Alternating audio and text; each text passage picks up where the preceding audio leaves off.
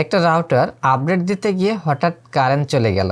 এরপর থেকে শুধু পাওয়ার লাইট জ্বলে, কিন্তু আর চালুই হয় না। এই অবস্থায় অনেকেই রাউটার ফেলে দেন, কিন্তু আজকে দেখাবো TP-Link C60টাকে আসলে কি বাঁচানো সম্ভব নাকি পুরোপুরি ডেড। আর মজার ব্যাপার হচ্ছে, যিনি পাঠিয়েছেন তিনি এত কিছু বললেন, কিন্তু আসল সমস্যাটাই বলতে ভুলে গেছেন। এই রাউটারটা আমার কাছে এসেছে সুন্দরবন কুরিয়ারের মাধ্যমে। পাঠিয়েছেন মোহাম্মদ সাইদ আলম শুভ, নগরপুর, টাঙ্গাইল। তিনি বলেছিলেন, ভাই যদি রিপেয়ার ভিডিওটা ইউটিউবে দিতেন তাহলে ভালো লাগতো, কিন্তু সমস্যাটা কি সেটাই তো বলেননি। তো এই হচ্ছে রাউটার, কিন্তু রাউটারের সমস্যা কি সেটা জানাটাই জরুরি। সিটির থেকে সবচেয়ে গুরুত্বপূর্ণ হচ্ছে কি সমস্যা, অন্তত সেটা লিখে জানাবেন। আপনাদের ঠিকানা তো আমি জিজ্ঞেস করেই নিতে পারবো। তারপর হোয়াটসঅ্যাপে নক করি, ওখান থেকে জানতে পারলাম রাউটার আপডেট দিতে গিয়ে হঠাৎ কারেন্ট চলে যায়। ভাইরা একটু সাবধান, বর্তমানে লোডশেডিংয়ের সময় আপডেট দেওয়ার সময় একটু সাবধান থাকবে। হোয়াটসঅ্যাপ চেক করে জানতে পারলাম যে এটা রাউটার আপডেট দেওয়ার সময় কারেন্ট চলে গিয়েছিল, আর যার কারণে এটা এখন অন হচ্ছে না, শুধু এভাবে পাওয়ার এলইডি জ্বলে আছে। তো চলুন আমরা এটা খুলে ফেলি, আর এই সমস্যাটা কিভাবে সমাধান করা যাচ্ছে ব্রিক এই রাউটারটা দেখতে থাকেন, বুঝতে পারবেন। অনেকের কিন্তু এই ধরনের সমস্যা হয়। এই ধরনের সমস্যা সাধারণত ফার্মওয়্যার করাপ্ট হলে হয়, মানে ভিতরের সফটওয়্যারটা ঠিকমতো লোড হচ্ছে না। এটা হচ্ছে TP-Link C60 ভার্সন 3.0। চলুন খুলে দেখি ভিতরে কি অবস্থা। দিলাম, আসছে পাওয়ার, এখানে পাওয়ার এলইডি, হ্যাঁ ব্লিঙ্ক করতেছে, মানে ফাংশন করতেছে। আচ্ছা দেখি এটা অন হয় কিনা। ফার্স্ট এলইডি, পাওয়ার এলইডি জ্বলে আছে। অপেক্ষা করার পর না, এটা এখনো অন হয়নি।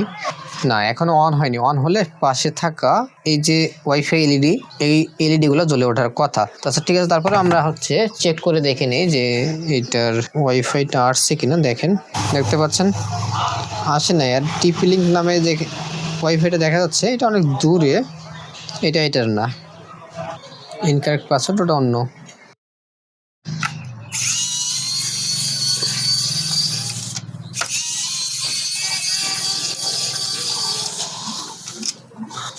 দেখে মনে হচ্ছে ভাই রাউটারটা খোলার চেষ্টা করেছিল। TP-Link এই রাউটারগুলো লক কিন্তু খুব হার্ড থাকে, অনেক বেশি হার্ড হয়। আচ্ছা খুলে নিলাম, একদমই ফ্রেশ আছে। এটা হচ্ছে চিপ, সেটা হচ্ছে যেখানে, আর নিচে একটা হিট সিঙ্ক আছে। সবচেয়ে ভালো হয় হিট সিঙ্কটা খুলে নিলে, তাছাড়া এখানে হিট দিলে হিটটা ঠিক মতো এই জায়গায় থাকে না, ছড়িয়ে পড়ে, আর যার জন্য আইসি খুলে আসে না। খুলে নেই, এই যে হিট সিঙ্ক অনেক মোটা, পেস্ট লাগিয়ে দিলাম। SPI ফ্ল্যাশ চিপটা খুলে ফেললাম, কিন্তু এখানে একটা বড় সমস্যা হয়ে গেল। চিপ খুলতে গিয়ে বোর্ডের লেয়ার উঠে এসেছে। মানে এখন শুধু ফার্মওয়্যার ঠিক করলেই হবে না, হার্ডওয়্যারও ঠিক করতে হবে। এখন দেখি অবস্থায় রাউটারটা আদৌ বাঁচানো সম্ভব কিনা। এখানে আইসিটা উঠাতে যেয়ে একটা বিষয়, যেখান থেকে দেখেন লেয়ারগুলো উঠে গেছে, আর এখানে একটা রেজিস্টার ছিল সেটা উঠে গেছে এই পিনের সাথে। এখান থেকে এই যে পাশে থাকা এই দুটো লেয়ারও হালকা উঠেছে, এগুলোতে আমি সোল্ডার মাস্ক, ইউভি মাস্ক দিয়েছি, ইউভি লাইট দিয়ে রাখলাম। চিপটা অ্যাডাপ্টারে বসিয়ে কম্পিউটারের সাথে কানেক্ট করলাম। আমি এখানে ব্যবহার করছি EZP 2023 প্রোগ্রামার।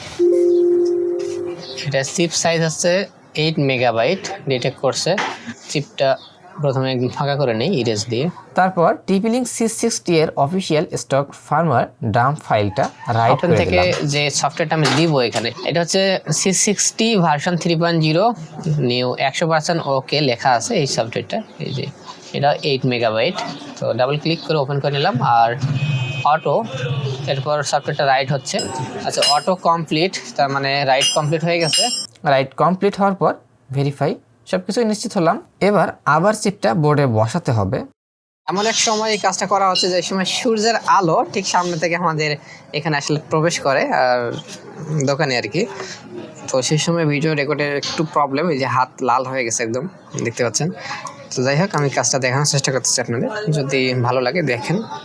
এই যে চিপ, এখন এটা এটার যে পজিশন ডট চিহ্ন দেখে বসাতে হবে এভাবে। একটা লাইন কিন্তু মিসিং আছে, এটা মাথায় রাখবেন। আমি আগে এটা লাগিয়ে ফেলি, তারপর পরের বিষয়টা দেখব।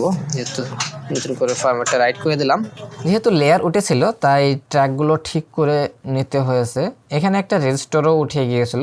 রেজিস্টারটা এত ছোট ছিল যার কারণে সেটি বসাতে বেশ বেগ পেতে হয়েছে। খালি চোখে দেখাই যায় না এই ধরনের ছোট্ট রেজিস্টার। এখানে ছোট্ট একটা ভুল মানে আবার পুরো কাজ নষ্ট।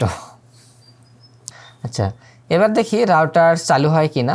আচ্ছা এবার পাওয়ার দিয়ে দেখা যাক কি অবস্থা। ফার্স্ট এলইডি জ্বলে আছে, অপেক্ষা করতে হবে চালু হয় কিনা এটা দেখার জন্য। এই যে দেখেন এলইডি কিন্তু বন্ধ হয়ে গেল এবং এটা ব্লিঙ্ক করছে, মানে এলইডিটা ফাংশনাল। এই যে একটু পরে ইনশাল্লাহ চালু হয়ে যাবে। যে ডাবল এলইডি জ্বলে উঠছে। আর এটার এসএসআইডিটা দেখে নিচ্ছি, এই যে আপনাদেরও দেখাই, দেখেন এই যে চলে আসছে, দেখেন ওয়াইফাই এসএসআইডি। রাউটার আবার চালু হয়ে গেছে, মোবাইলে এসএসআইডিও চলে এসেছে। তো ব্রিক এই রাউটারটা আলহামদুলিল্লাহ রিপেয়ার কমপ্লিট। আর এই যে বোর্ডে যে ক্ষতিগ্রস্ত হয়েছিল সেই জায়গাটাও কিভাবে রিপেয়ার করে ফেললাম দেখলেন। অনেকে ভাববেন ভাই এই ধরনের সমস্যা হয় না, এটা আবার খুলতে গিয়ে এরকমটা হয় নাকি? না ভাই, আসলে হয় কি অনেক সময় এগুলোতে অনেক বেশি টেম্পারেচারের সোল্ডার রাং লাগানো থাকে। আমি এখান থেকে আসলে গন্ধই পাচ্ছিলাম যে বোর্ড পুড়ে যাচ্ছে, কিন্তু তারপরেও আইসি উঠতেছে না এবং ওটার সাথে লেগে আছে চাপটে, তো এগুলো তো আইসি নষ্ট হয়ে যেতে পারতো। এই সময় অবশ্যই হালকা করে সোল্ডারিং রাং লাগিয়ে বা পেস্ট লাগিয়ে, যেগুলো নর্মাল টেম্পারেচারে গলে, সেগুলো ব্যবহার করলে হতো। অল্পতে একটু হয়ে গেছে আর আমি এটা রিকভার করেও ফেলেছি, দেখতে পাইছি। তো এই ছিল, আর এটার কাজ আলহামদুলিল্লাহ ওকে। তো এটা লাগিয়ে ফেলি। নিচে যে হিটসিং ছিল সেটা, অপেক্ষা করেন আমি নেট চেক দিয়ে দেখাচ্ছি আপনাদের।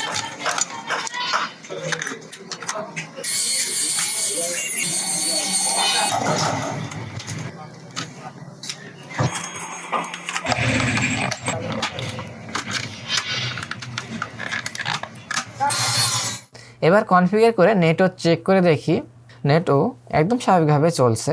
তো এভাবেই আপডেট দিতে গিয়ে ডেড হয়ে যাওয়া TP-Link C60 আবার পুরোপুরি ঠিক হয়ে গেল। এ ধরনের সমস্যা আপনার রাউটারেও হলে প্যানিক করার কিছুই নেই, সঠিকভাবে কাজ করলে অনেক সময়ই ঠিক করা সম্ভব। ভিডিওটা আপনার কেমন লাগলো জানাবেন। আর এরকম আরও রিয়েল রিপেয়ার কেস দেখতে চাইলে সাবস্ক্রাইব বা ফলো দিয়ে পাশে থাকবেন। ধন্যবাদ সবাইকে।